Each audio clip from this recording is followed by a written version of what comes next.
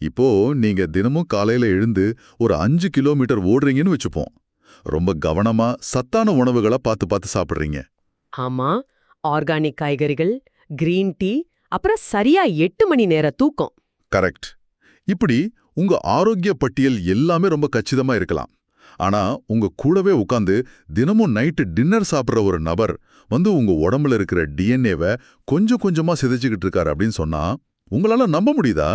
நிஜமாவே இது கேக்குறதுக்கு கொஞ்சம் அதிர்ச்சியா தான் இருக்கும். ஆமா.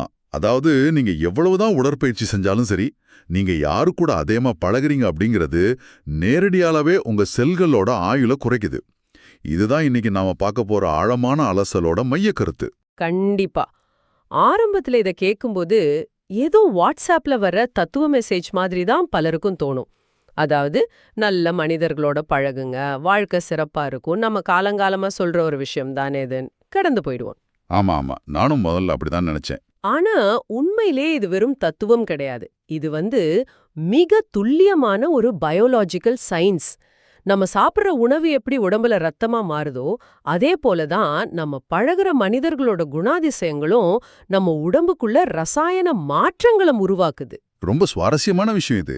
அதாவது டாக்ஸிக் பீப்பிள், இந்த நச்சு மனிதர்கள் நம்ம மன அமைதியை கெடுப்பாங்கன்னு நமக்கு நல்லாவே தெரியும்.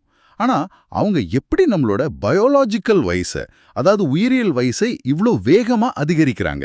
அதுதான் ஒரு மிகப்பெரிய கேள்வி இப்போ. அதான் அவங்க கிட்ட இருந்து தப்பிக்க முடியாத ஒரு சூழ்நிலையில நம்மள நாமளே எப்படி தற்காத்துக்கிறது, ஆரோக்கியமான எல்லைகளை எப்படி வகுக்கிறது, இதையெல்லாம் பத்தி தான் PNASன்னு சொல்லப்படுற புகழ்பெற்ற அமெரிக்க அறிவியல் இதழ் வெளியிட்ட ஒரு அதிர்ச்சிகரமான ஆய்வை வச்சு இன்னைக்கு நாம ஆழமா விவாதிக்க போறோம். மிக முக்கியமான ஒரு தலைப்புங்க இது. இந்த PNAS ஆய்வு நம்ம முதுமையை எப்படி பார்க்கறோம் அப்படிங்கிற அந்த அடிப்படையே சுத்தமா அசைச்சு பார்த்துடுச்சுன்னு தான் சொல்லணும். ஓஹோ, எப்படி சொல்றீங்க? ஏன்னா வயசாகுது அப்படிங்கிறது கேலண்டர்ல நாட்கள் நகர்றத மட்டும் பொறுத்தது கிடையாது. அது நம்ம ஒவ்வொரு செல்லுக்குள்ளேயும் இருக்கிற எபிஜெனெட்டிக் கடிகாரம் காட்டுற நேரத்தை பொறுத்தது அப்படிங்கிறது இந்த ஆய்வு ரொம்ப ஆழமா விளக்குது. இருங்க ஒரு நிமிஷம். இந்த எபிஜெனெட்டிக் கடிகாரம்னு சொல்லும்போது எனக்கு ஒரு சின்ன சந்தேகம் வருது. சொல்லுங்க. இப்போ எனக்கு வருஷம் ஒரு முறை பிறந்த நாள் வருது, வயசு கூடுது. இது இயற்கையான ஒண்ணு. இதை நாம மாத்த முடியாது, ரைட்? நான் டெய்லி தியானம் பண்றேன், நல்லவங்க கூட மட்டும்தான் பழகுறேன் அப்படிங்கிறதுக்காக என் உடம்புக்குள்ள ஓடுற கடிகாரம் நின்னுடுமா என்ன? நீங்க கேக்குறது நியாயமான கேள்விதான். இது கேட்கறதுக்கு ஒரு மாதிரி சூடோ சயின்ஸ் மாதிரி இருக்குதே.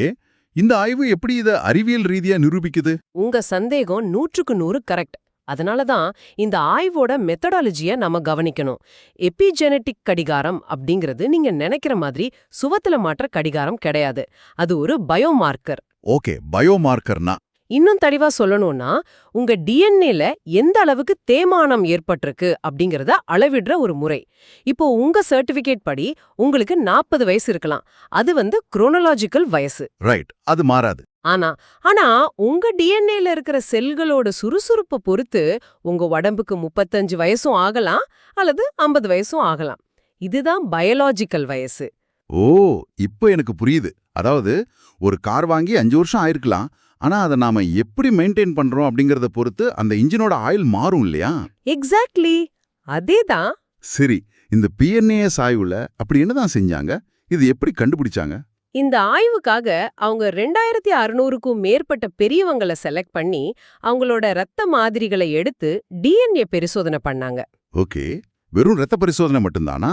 இல்ல, அதே சமயம் அவங்க கிட்ட ஒரு டைரியும் கொடுத்து தினசரி வாழ்க்கையில அவங்க சந்திக்கிற மனிதர்கள், அவங்களால ஏற்படுற எரிச்சல்கள், மன உளைச்சல்கள், அதாவது இந்த ஹாசல்ஸ்னு சொல்லுவாங்கல்ல, அதை எல்லாத்தையும் பதிவு செய்ய சொன்னாங்க. அப்போ இது ஒரு நாள் நடந்த ஆய்வு கிடையாது? கண்டிப்பா இல்ல. இது பல நாட்கள் தொடர்ந்து கண்காணிக்கப்பட்ட ஒரு பெரிய டேட்டாபேஸ். இதுல கிடைச்ச முடிவுதான் சயின்டிஸ்ட்களையே நிஜமா அதிர வச்சிடுச்சு. அப்படி என்ன ஒரு பெரிய அதிர்ச்சி தகவல் வந்துச்சு?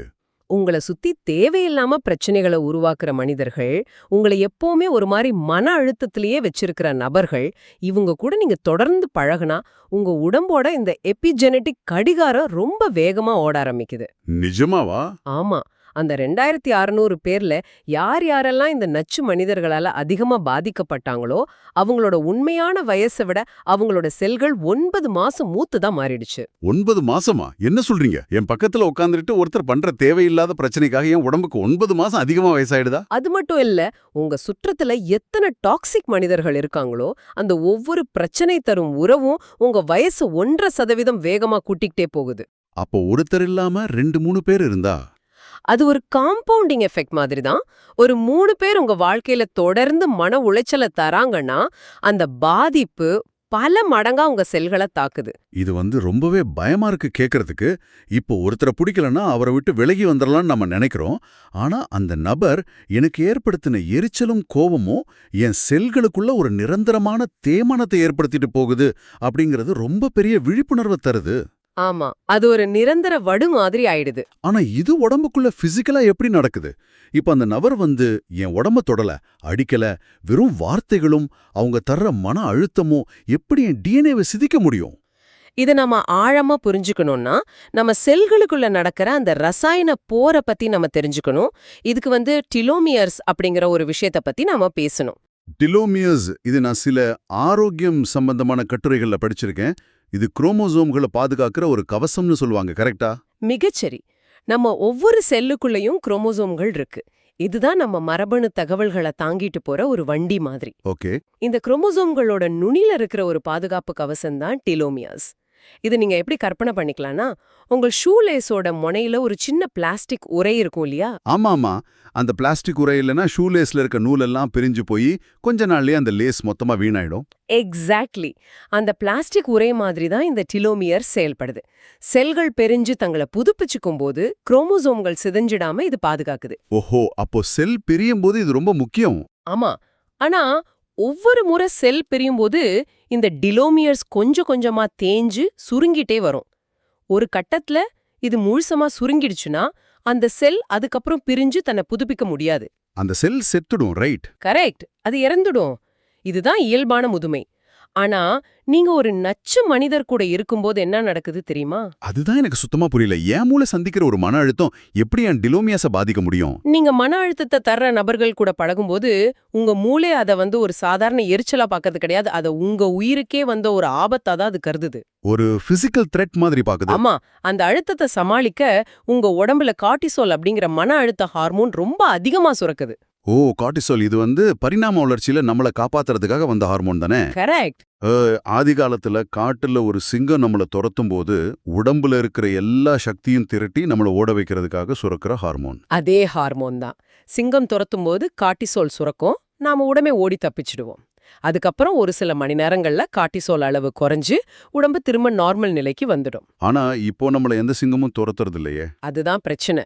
சிங்கத்துக்கு பதிலா எப்பவுமே நம்மள குறை சொல்லிக்கிட்டே இருக்கிற ஒருத்தர் கூட நாம ஒரே வீட்ல இருக்கோம், இல்லைன்னா ஒரே ஆபீஸ்ல வேலை செய்யறோம். ஓ, இப்போ எனக்கு நல்லா புரியுது. மூளைய பொறுத்த வரைக்கும் அந்த நச்சு மனிதரும் ஒரு சிங்கம் தான். சிங்கம் துரத்தும் போது நாம ஓடிடலாம். ஆனா ஆபீஸ்லயோ வீட்லயோ இருக்கிற அந்த நபரை விட்டு நம்மளால ஓட முடியறதில்ல. எக்ஸாக்ட்லி. அவங்க கூடவே இருக்க வேண்டியிருக்கு. அதனால அந்த ஃபைட் ஆர் ஃபிளைட் மோட், அதாவது சண்டை போடு இல்லனா ஓடிடு அப்படிங்கிற அந்த பதட்டம் நாள் முழுக்க வாரக்கணக்குல தொடருது. அப்படிதானே? சரியா பிடிச்சிட்டீங்க. இந்த தொடர்ச்சியான கார்டிசால் சுரப்பு இருக்கு பாத்தீங்களா, அது ரத்தத்துல கலந்து மிகப்பெரிய அளவுல உள்ளுறுப்பு வீக்கத்தை, அதாவது இன்ஃப்ளமேஷன் உருவாக்குது. ஓஹோ. இந்த வீக்கம் தான் உங்க குரோமோசோம்கள்ல இருக்கிற டீலோமியோஸ் மேல ஆசிட் ஊத்தி அழிக்கிற மாதிரி அதிவேகமா சுருக்க வைக்குது. ஒரு செல் இயற்கையா அழிவதற்கு பதிலா இந்த நச்சு மனிதர்கள் உருவாக்குற கார்டிசாலால ரொம்ப முன்கூட்டியே செத்து போகுது. இதுதான் அந்த 9 மாசம் வயசாகிறதுக்கு பின்னாடி இருக்கிற அடிப்படை உயிர் காரணம். இதான் நம்ம சாதாரணமா எடுத்துக்கவே முடியாதுங்க. ஏதோ மனசுக்கு கஷ்டமா இருக்குன்னு நினைக்கிறது ஒரு பக்கம் இருக்கட்டும், உண்மையில உள்ள ஒரு மிகப்பெரிய ரசாயன போரே நடந்துகிட்டு இருக்கு. கண்டிப்பா. சரி, இந்த கண்ணுக்கு தெரியாத போர் ஏன் உடம்புக்குள்ள நடக்குது அப்படிங்கறத நான் எப்படி கண்டுபிடிக்கிறது? ஏதோ ஒரு நாள் தலைவலிச்சா அது சாதாரண ஸ்ட்ரெஸ்ஸா, இல்ல நிஜமாவே நான் ஒரு டாக்ஸிக் மனிதர் கூட மாட்டிக்கிட்டு இருக்கேன்னு உணர்த்துறதுக்கு உடம்பு ஏதாவது சிக்னல் கொடுக்குமா? நிச்சயமா கொடுக்கும். அந்த நச்சு மனிதர்களால நம்ம மூளை எப்பவுமே ஆபத்துல இருக்கிற மாதிரி ஒரு பதட்ட நிலையில இருந்தா அந்த தினசரி மன அழுத்தத்தை கண்டுபிடிக்க 3 முக்கியமான ஆனா ரொம்ப எளிமையான அறிகுறிகள் இருக்குன்னு இந்த ஆய்வு சுட்டிக்காட்டுது. அந்த 3 அறிகுறிகள் என்னென்ன? வியூவர்ஸ்க்கு இது ரொம்ப உதவியா இருக்கும். முதலாவது அறிகுறி அடிக்கடி ஏற்படுற விளக்க முடியாத தலைவலி. அதாவது டென்ஷன் ஹெடேக்ஸ். ஓகே. உங்க மூளை ஆபத்தை உணரும்போது இரத்த நாளங்கள் சுருங்குது. கழுத்து மற்றும் தோள்பட்டை தசைகள் ரொம்ப இறுகி போகுது. இதனால தான் காரணமே இல்லாம ஒரு நபரை கண்டாலோ அல்லது அவர் கூட பேசினாலோ உடனே தலைவலி வருது. ஆமா, சிலரை பார்க்கும்போதே தலைவலிக்குதுன்னு சொல்லுவாங்களே, அது நிஜம்தான் போல. ரெண்டாவது என்ன? ரெண்டாவது தூக்கமின்மை, அதாவது இன்சோம்னியா. இயல்பா இந்த கார்டிசோல் அளவு காலையில அதிகமாவும் நைட்ல குறைவாவும் இருக்கணும். அப்பதான் தூக்கம் வரும். ரைட். ஆனா இந்த நச்சு மனிதர்களால ஏற்படுற தொடர் அழுத்தத்தால நைட்லயும் அந்த கார்டிசால் உச்சத்திலேயே இருக்கும். உங்க மூளை உங்களை ஆபத்து ஆபத்து தூங்காத அப்படின்னு எச்சரிச்சுக்கிட்டே இருக்கும். வாவ், இது பலருக்கும் ஒரு மிகப்பெரிய ஐ ஓப்பனரா இருக்கும்னு நினைக்கிறேன். ஏன்னா தூக்கம் வரலன்னா நம்ம மொபைல் போனை பார்க்கறதால தானே அது மேல பழிய போடுறோம். ஆனா பகல்ல நம்ம கூட பேசின ஒருத்தர் தான் நம்ம இரவு தூக்கத்தையே கெடுக்கிறார் அப்படிங்கிறது ரொம்ப ஆழமான உண்மை. மூணாவது அறிகுறி. மூணாவது காரணமே இல்லாம அடிக்கடி ஏற்படுற செரிமான கோளாறுகள், அதாவது டைஜஸ்டிவ் இஷ்யூஸ்.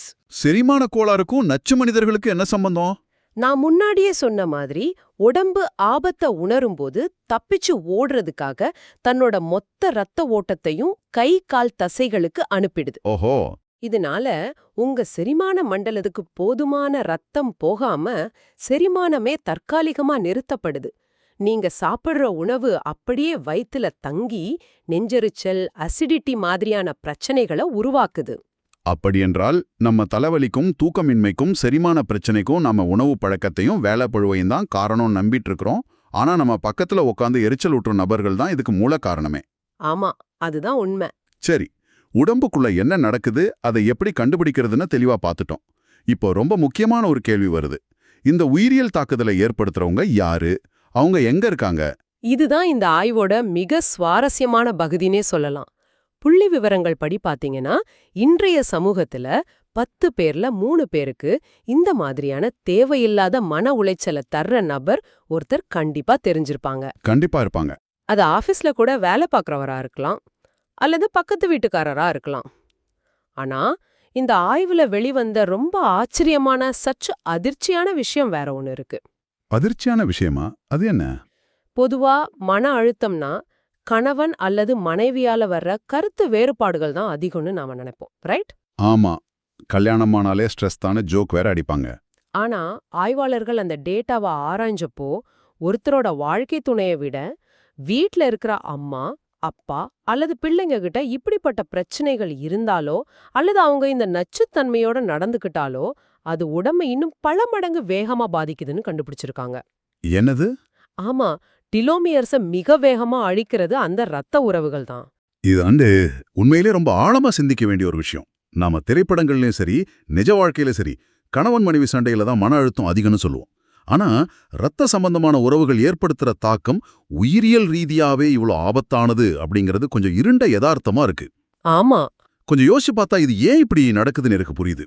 சொல்லுங்க, இது ஏன் நடக்குதுன்னு நீங்க நினைக்கிறீங்க? இப்போ ஒரு நண்பரையோ அல்லது காதலரையோ கூட நம்ம பிரிய முடியும். திருமண உறவுல சிக்கல்னா விவாகரத்தை செஞ்சுட்டு வேற திசையில பயணிக்க முடியும். ஆனா ஒரு தாய், தந்தை அல்லது பிள்ளைங்களை நாம விவாகரத்தை செய்ய முடியாது இல்லையா? கண்டிப்பா முடியாது. அதாவது தப்பிச்சு செல்லவே முடியாத ஒரு சிறையில நாம மூளை உணருது. அந்த நிரந்தரமான பாதுகாப்பற்ற தன்மை, அதாவது நோ எஸ்கேப் அப்படிங்கிற ஃபீலிங் தான் செல்களை இவ்வளோ தீவிரமா பாதிக்குது. நான் சொல்றது சரியா? மிகச்சரியா அனலைஸ் பண்ணீங்க. மூளையோட உளவியல் பாதுகாப்பும் இந்த பயாலஜியும் ஒன்னோட ஒன்னு பின்னி பணைஞ்சது. ரத்த உறவுகள் கிட்ட நமக்கு இருக்கிற எதிர்பார்ப்புகள் ரொம்ப அதிகம். நாம பிறந்தது முதல் நம்மள பாதுகாத்தவங்க அல்லது நாம உயிரை கொடுத்து பாதுகாக்கிற குழந்தைங்க அவங்க தொடர்ச்சியா நச்சுத்தன்மையோட விமர்சனங்களை வைக்கும்போது அது ஏதோ ஒரு வெளியாள் சேர தாக்குதல் கிடையாது. அது நம்மளோட பாதுகாப்பான கோட்டைக்குள்ளேயே நடக்கிற தாக்குதல். எக்ஸாக்ட்லி, அந்த சேஃப் ஹெவன்குள்ள நடக்கிற அட்டாக். அதனால தான் உடம்பு மிக வேகமா இதுக்கு ரியாக்ட் பண்ணுது. கார்டிசோல் அளவும் கட்டுக்கடங்காம போயிடுது. இது நீங்க சொல்லும்போது எனக்கு ஒரு பிராக்டிக்கல் பிரச்சனை தோணுது. இப்போ ஆஃபீஸ்ல ஒரு நபர் தொந்தரவு செஞ்சா நாம வேலையை மாத்திரலாம். நண்பர்னா வாட்ஸ்அப்ல பிளாக் பண்ணிடலாம். ஆனா குடும்ப உறுப்பினர்களே, குறிப்பா பெற்றோர்களோ அல்லது பிள்ளைங்களோ காரணமா இருக்கும்போது அவங்கள ஒட்டுமொத்தமா வாழ்க்கையிலிருந்து வெட்டி தள்ளுறது அப்படிங்கிறது சாத்தியமில்லாத ஒண்ணு. ஆமா, அது பிராக்டிக்கலா செட் ஆகாது. அப்போ இந்த ஆபத்திலிருந்து நாம எப்படித்தான் தப்பிக்கிறது?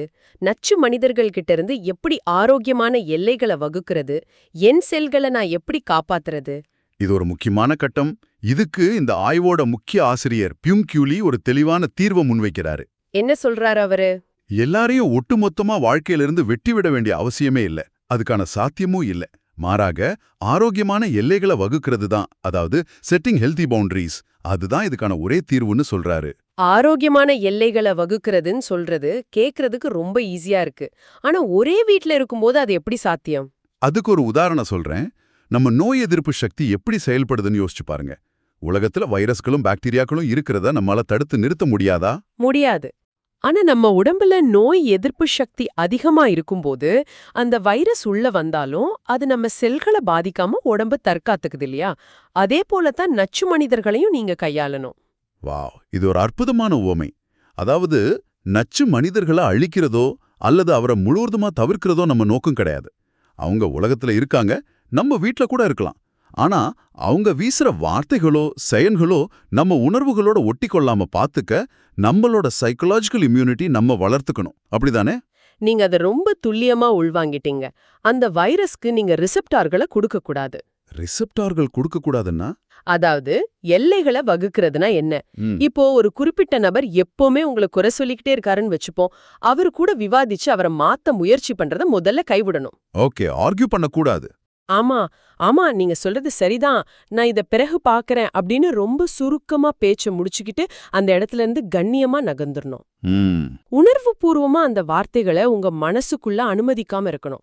இதுதான் ஒரு ஆரோக்கியமான எல்லையை நிர்ணயிப்பது அப்படிங்கிறது. அதாவது அவங்க என்ன சொன்னாலும் அது அவங்க பிரச்சனை, என்னோடது இல்ல அப்படின்னு மனசளவுல ஒரு சுவர் எழுப்பணும். இதனால நமக்குள்ள அத கார்ட்டிசோல் சுரக்கிறதும் தடுக்கப்படும். அருமை. சரியா சொன்னீங்க. இதோட இன்னொரு முக்கியமான தீர்வும் இருக்கு. என்னது அது? நேர்மறை உறவுகளுக்கு முன்னுரிமை அளித்தல். அதாவது பிரியாரிட்டைசிங் பாசிட்டிவ் ரிலேஷன்ஷிப்ஸ். உங்களால ஒரு நச்சு மனிதரை முழுமையா தவிர்க்க முடியலனா அதை ஈடுகட்ட உங்களுக்கு கண்டிப்பா நேர்மறையான உங்களை ஊக்கப்படுத்துற மனிதர்கள் தேவை. அதாவது நம்மளோட நேரத்தையும் உணர்வுகளையும் ஒரு பட்ஜெட் போடுற மாதிரி திட்டமிடணும். கரெக்ட். நச்சு மனிதர்களுக்கு குறைவான நேரமும் நம்மள நேசிக்கிறவங்களுக்கு அதிகமான நேரமும் ஒதுக்கணும். ஆமா, வாழ்க்கை ரொம்ப சிறியது. அந்த சிறிய வாழ்க்கைய ஏன் தேவையில்லாம 9 மாசம் 1.5%ன்னு குறைச்சுக்கணும். கண்டிப்பா. உங்க குடும்பத்துல ஒருத்தரோ அல்லது ஆபீஸ்ல ஒருத்தரோ உங்களுக்கு மன அழுத்தம் தர்றாங்கன்னா, உங்களை எந்த நிபந்தனையும் இல்லாம ஏத்துக்கிற ஒரு நண்பர் கூட வாரம் ஒரு முறை காஃபி குடிக்கிறத வழக்கமா வச்சுக்கோங்க. ஓகே, அது ஒரு பெரிய ரிலீஃபா இருக்கும். ஆமா, உங்க உணர்வுகளை பகிர்ந்து கொள்ள ஒரு பாதுகாப்பான வெளி இருந்தா அது உங்க டீலோமியர்ஸை மீண்டும் வளர்க்கவும் உங்களை ஆற்றுப்படுத்தவும் மிகப்பெரிய அளவுல உதவும்னு அறிவியல் சொல்லுது. ஆக இறுதி அதிகாரம் எப்பவுமே நம்ம கையில தான் இருக்கு அப்படிங்கறத இது ரொம்ப அழகா உணர்த்துது. உலகத்துல உள்ள எல்லாரையும் நம்மால மாத்திட முடியாது. ஆனா யாருடைய பேச்சுக்கு முக்கியத்துவம் கொடுக்கணும், யாருடைய விமர்சனத்தை குப்பையில போடணும் அப்படிங்கறத தேர்ந்தெடுக்கிற அதிகாரம் நம்மகிட்டயே இருக்கு. எந்த சந்தேகமும் இல்லாம நீங்க காசு கொடுத்து வாங்குற விலை உயர்ந்த ஆன்டி ஏஜிங் கிரீம்களோ அல்லது மருந்துகளோ செய்ய முடியாத ஒரு பெரிய மேஜிக்க ஒரு ஆரோக்கியமான மனநிலையும் நல்ல மனிதர்களும் உங்க செல்களுக்கு செய்ய முடியும். இது உண்மையிலே ஒரு கண் திறக்கிற ஆழமான அலசலா இருந்துச்சு. இன்னைக்கு நாம வெறும் வயசாவத பத்தி மட்டும் பேசல, நம்மளோட உறவுகள் எப்படி பயாலஜிக்கலா உயிரியலா மாறுது அப்படிங்கறத பார்த்தோம். ஆமா, PNAS ஆய்வின்படி நச்சு மனிதர்களால எப்படி எபிஜெனடிக் கடிகாரம் வேகமா ஓடுது, கார்ட்டிசோல் அதிகரிச்சு எப்படி டீலோமியஸ் அழியுது அப்படிங்கறத ரொம்ப நுணுக்கமா புரிஞ்சுக்கிட்டோம். அதே போல தலைவலி, தூக்கமின்மை, செரிமான கோளாறு இந்த மாதிரி நம்ம உடம்பு தர அந்த 3 முக்கிய சிக்னல்களை இனி நாம அலட்சியப்படுத்தக்கூடாது அப்படிங்கறதையும் விவாதிச்சோம். எல்லாவற்றிற்கும் மேலாக எல்லைகளை வகுக்கிறதும் நேர்மறையான மனிதர்கள் கூட அதிக நேரம் செலவிடுறதும் எப்படி நம்ம ஆயுளை காப்பாற்றுறோம் அப்படிங்கறதையும் பார்த்தோம். நிச்சயமா. எவ்வளவு நேரம் மற்றவங்க உங்களை எப்படி பாதிக்கிறாங்க, அவங்க எப்படி உங்களுக்கு வயசாக்குறாங்கன்னு மட்டுமே நாம ரொம்ப விரிவா பார்த்தோம். ஆனா விடைபெறுவதற்கு முன்னாடி நேயர்களான உங்க கிட்ட ஒரு கேள்வியை நான் முன்வைக்க விரும்புறேன். ம் கொஞ்சம் ஆழமா நேர்மையா சிந்திச்சு பாருங்க.